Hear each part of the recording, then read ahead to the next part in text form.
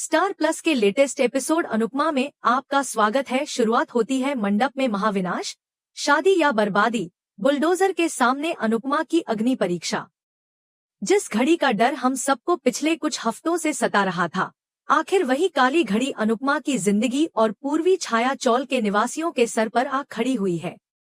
शहनाइयों की गूंज और ढोल की थाप के बीच आज कुछ ऐसा होने वाला है जो टीवी के इतिहास में सबसे खौफनाक मंजर के रूप में याद किया जाएगा। पूर्वी छाया चौल में भारती और वरुण की शादी का जश्न अपने शबाब पर है। हर तरफ गेंदे के फूलों की सजावट है और हमारी अनुपमा, जो हर बार की तरह अपनी खुशियों को भूलकर दूसरों की खुशियों में मगन है, वो पूरी शिद्दत से मेहमानों की खातिरदारी में जुटी है। लेकिन यह जश्न नहीं, बल्कि एक बड़े तूफान से पहले की शांति है।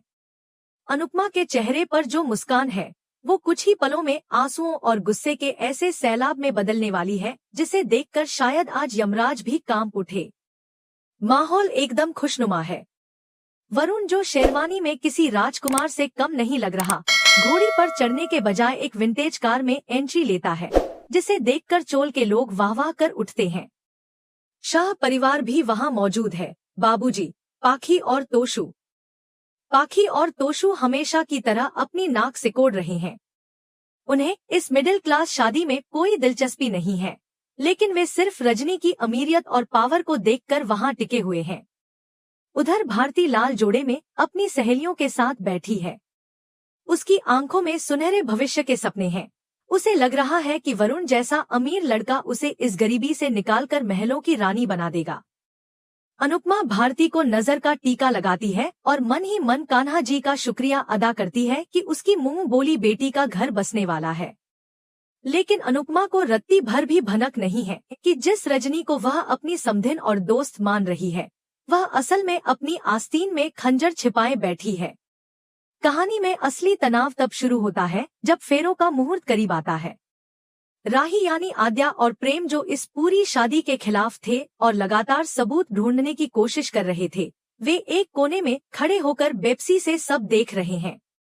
उन्हें पता है कि वरुण एक फ्रॉड है, लेकिन उनके पास अभी तक कोई ठोस सबूत हाथ नहीं लगा जिसे वे भरी सभा में दिखा सकें। राही की बेचैनी साफ दिखाई दे रही है। उसका दिल कह रहा है कि कुछ करो राही, वरना सब खत्म हो जाएगा। प्रेम उसे शांत रहने का इशारा करता है, क्योंकि बिना सबूत के हंगामा करने का मतलब है अनुपमा की नजरों में और गिर जाना। लेकिन तभी अचानक हवा का रुख बदलता है।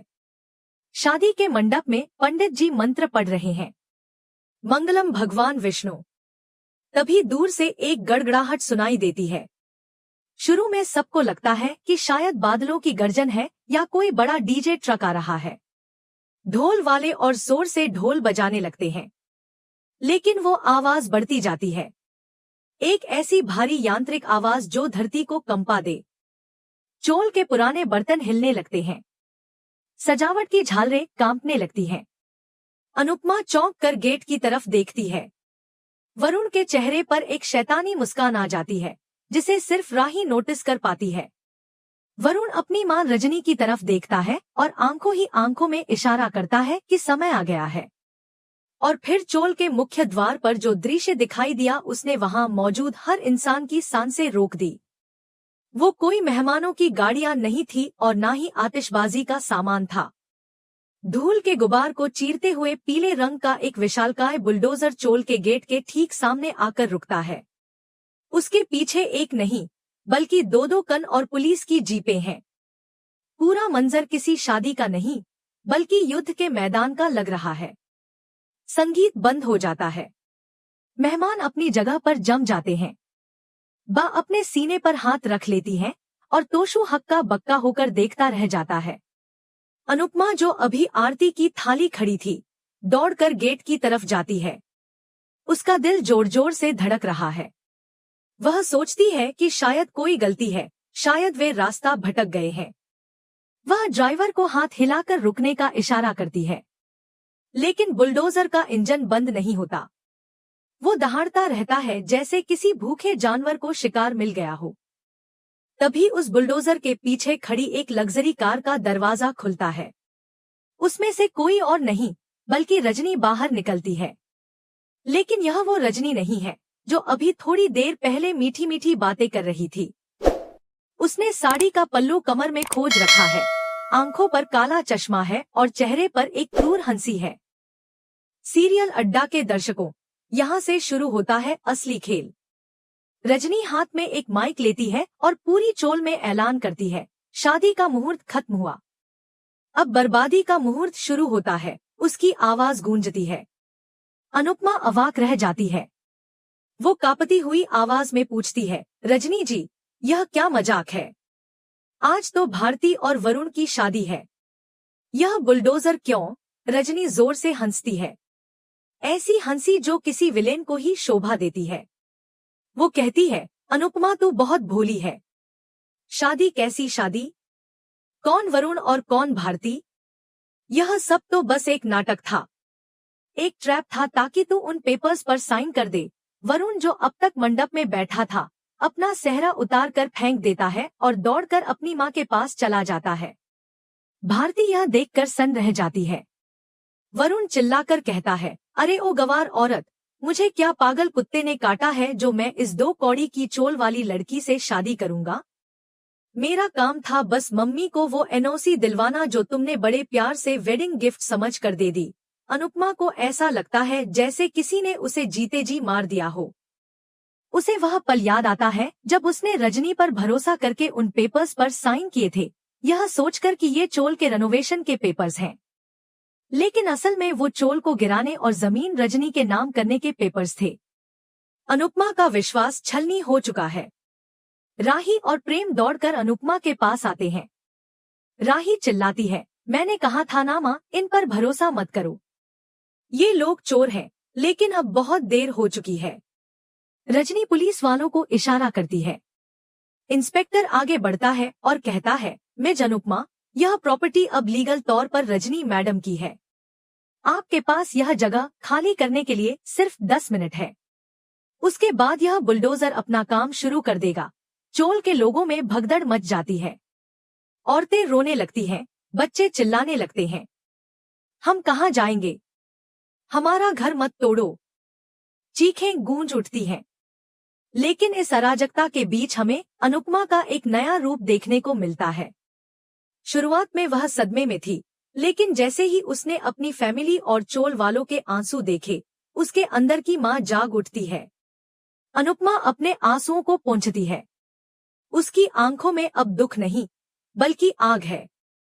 वही आग जिसने कभी वनराज शाह के अहंकार को जलाया था। वह धीरे धीरे आगे बढ़ती है। ना तो पाखी, ना वनराज। आज अनुपमा अकेली है, लेकिन वह अकेली ही पूरी फौज के बराबर है। वह सीधा जाकर बुलडोजर के विशाल पहिए।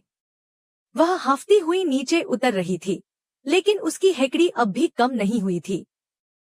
वह अनुपमा के पास गई और फुसफुसाते हुए बोली, आज तो तू बच गई अनुपमा, क्योंकि मीडिया देख रही है। लेकिन वो कागज, वो एनओसी तो मेरे पास है। कोर्ट में मैं तुझे घसीटूंगी। आज बुलडोजर नहीं चला तो क्या हुआ?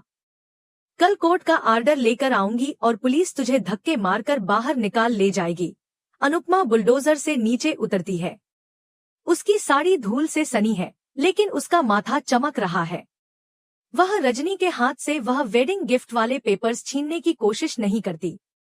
उसने बहुत शांति से कहा, कानून अंधा होता है रजनी, लेकिन जज नहीं।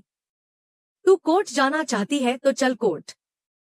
अब लड़ाई सड़क पर नहीं, इंसाफ के तराजू पर होगी। फिर अनुपमा ने कड़े शब्दों में कहा, लेकिन याद रखना, जब एक माँ अपने बच्चों के लिए लड़ती है तो बड़े बड़े साम्राज्य ढह जाते हैं। तेरी यह बिल्डर कंपनी क्या चीज है? तभी वहां एक और हाई वोल्टेज ड्रामा हुआ। वरुण, जो अब तक चुपचाप तमाशा देख रहा था, मौका देखकर भागने की कोशिश करता है, लेकिन चोल के लड़के उसे घेर लेते हैं। भारती आगे आती है और वरुण के पास जाती है। सभी को यह लग रहा था कि वह उसे थप्पड़ मारेगी या गाली देगी, लेकिन भारती अपनी उंगली से अपनी सगाई की अंगूठी निकालकर वरुण की हथेली पर रख देती है। वह कहती है, यह लो, तुम्हारी अमीरियत की निशानी। मुझे लगा था तुम मेरे राजकुमार हो, लेकिन तुम तो अपनी माँ की कठपुतली निकले। जाओ, भाग जाओ यहाँ से, क्योंकि अगर तुम यहाँ रहे तो तुम्हें अपनी नजरों में गिरने के लिए भी जगह नहीं मिलेगी। वरुण शर्मिंदा होकर नजरों से ओझल हो जाता है। रजनी अपने बेटे की यह हालत और अपनी हार बर्दाश्त नहीं कर पाती। जाते जाते चिल्लाती हुई कहती है, हंस लो, जितना हंसना है हंस लो, लेकिन 24 घंटे, सिर्फ 24 घंटे का वक्त देती हूँ। अगर कल शाम तक यह चौल खाली नहीं हुआ तो मैं वो करूंगी जिसकी तुम कल्पना भी नहीं कर सकते। मेरे पीछे वह ताकत खड़ी है जिसका नाम सुनकर अच्छे अच्छे कांपते हैं। रजनी अपनी गाड़ियों के काफिले के साथ वहां से निकल जाती है। बुलडोजर भी वापस मुड़ जाते हैं। चोल के लोग राहत की सांस लेते हैं और अनुपमा की जय के नारे लगाने लगते हैं, लेकिन अनुपमा खुश नहीं है। वह जानती है कि यह सिर्फ आज की जीत है, असली युद्ध अब शुरू होगा। रजनी ने जिस ताकत का जिक्र किया है वह कौन है, और उन साइन किए हुए पेपर्स का क्या होगा? अगर वे लीगल निकले तो अनुपमा कोर्ट में कैसे साबित करेगी कि उसे धोखे में रखा गया था? तभी भीड़ छटने के बाद प्रेम के पास एक कुरियर बॉय आता है। वह प्रेम को एक लिफाफा देता है। प्रेम उस लिफाफे को खोलता है और उसके चेहरे पर एक रहस्यमय मुस्कान आ जाती है। वह दौड़कर अनुपमा और राही के पास जाता है। आंटी, देखिए यह क्या है? अनुपमा लिफाफा देखती है। उसमें कुछ पुराने दस्तावेज हैं और एक चिट्ठी है। चिट्ठी पर किसी का नाम नहीं है, बस एक निशान बना है, कपाड़िया एम्पायर का लोगो। जैसे ही अनुपमा बुलडोजर के सामने खड़ी थी, कोई और भी था जो पर्दे के पीछे से उसकी लड़ाई लड़ रहा था। उस लिफाफे में क्या है? क्या उसमें चोल की जमीन का असली सच छिपा है जो रजनी के दावों को झूठा साबित कर देगा? और क्या रजनी का वह सीक्रेट बॉस वही है जिसका डर हमें है, वनराज शाह, या फिर कोई नया दुश्मन जो अमेरिका से वापस आया है? कहानी अब एक ऐसे मोड़ पर है जहां अगले एपिसोड में कोर्ट रूम ड्रामा और अनुज की धमाकेदार एंट्री की पूरी संभावना है। अनुपमा ने आज बुलडोजर रोक दिया, लेकिन क्या वह कानून के बुलडोजर को रोक पाएगी? वह लिफाफा प्रेम के हाथ में था और जैसे ही उसने उसमें से दस्तावेज निकाले, सबकी निगाहें उस पर थी। प्रेम पढ़ता है और फिर बताता है कि रजनी की कंपनी की तरफ से एक मानहानि का नोटिस भेजा गया है। यह नोटिस अनुपमा पर झूठे आरोपों का आरोप लगाता है कि उसने सोशल मीडिया पर झूठा वीडियो चलाकर उनकी कंपनी की साख खराब की है और इसके बदले में उन्होंने अनुपमा से 1 रुपया करोड़ का हर्जाना मांगा है। अब यह मामला कोर्ट में जाएगा। अनुपमा और उसकी पूरी चोल को एक नई चुनौती का सामना करना होगा, जहां रजनी की ताकत और उसके मिस्ट्री बॉस की शक्ति दोनों ही अनुपमा के खिलाफ होंगी। वहीं दूसरी ओर अनुपमा का परिवार, विशेष रूप से तोशु और पाखी, पूरी तरह से डर चुके हैं। तोशु यह कहता है कि हम सब सड़क पर आ जाएंगे, जेल जाएंगे, लेकिन राही, जो पहले अनुपमा से नाराज थी, अब पूरी तरह से उसकी साथी बन चुकी है। वह अपने भाई को चुप कराती है और कहती है, माँ ने हमारी जान बचाई, अब हम उनकी इज्जत बचाएंगे। तभी प्रेम को ध्यान आता है कि जिस लॉ फर्म का नाम उस नोटिस में था, वह वही लॉ फर्म है जो हमेशा कपाड़िया एम्पायर के खिलाफ केस लड़ती आई है। प्रेम को यह एहसास होता है कि अब यह लड़ाई अनुपमा के बस की नहीं है और उसे बड़े वकील की मदद की आवश्यकता होगी। अचानक अनुपमा के पास एक साधारण सा दिखने वाला आदमी आता है जो कहता है, मैं आपका केस लड़ूंगा मुफ्त में। अनुपमा को उम्मीद की एक किरण दिखाई देती है, लेकिन क्या यह नया वकील सचमुच मदद कर पाएगा या यह भी दुश्मन की कोई चाल है? शो का अंत एक धमाकेदार ट्विस्ट के साथ होता है, जब राही को एक अजीब सा एहसास होता है। वह पलट कर देखती है और एक आदमी को देखती है जो हुडी पहने खड़ा है। वह आदमी भागने लगता है और जब राही वहां पहुंचती है तो वहां एक ब्रेसलेट गिरा हुआ मिलता है। राही उसे पहचान जाती है, यह वही ब्रेसलेट है जो उसने बचपन में अनुज को गिफ्ट किया था। इसका मतलब अनुज अब द्वारका में है, लेकिन क्यों वह सामने नहीं आ रहा? यह सस्पेंस और इमोशन से भरी कहानी अभी खत्म नहीं हुई है। क्या राही अपने पॉप्स को ढूंढ पाएगी? क्या वह छोटा वकील जीत पाएगा 10 करोड़ के केस को? और आखिरकार कौन है वह मिस्ट्री बॉस जो अनुज को भी कंट्रोल कर रहा है? आने वाले एपिसोड्स में यह सवालों के जवाब मिलने वाले हैं और दर्शक इस रोमांचक यात्रा का हिस्सा बनने के लिए बेताब हैं।